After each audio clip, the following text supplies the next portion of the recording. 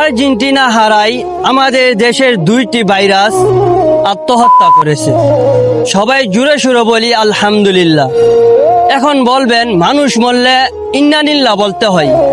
জি ভাই, আমি সেটা জানি, তবে বলবেন আপনি কেন আলহামদুলিল্লাহ বললেন?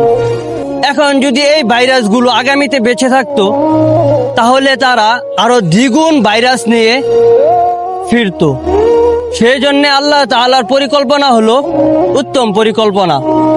আল্লাহ তাআলা এদেরকে আগে থেকে দুনিয়া থেকে সরিয়ে দিয়েছে। এই জন্য আমি আলহামদুলিল্লাহ বললাম।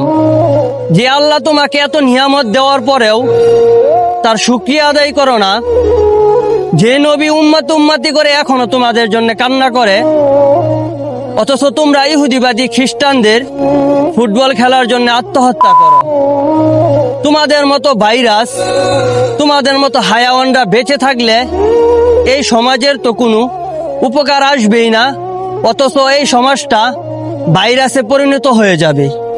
সেই জন্য মরে গিয়ে এই উম্মতটাকে বাঁচিয়ে গিয়েছ।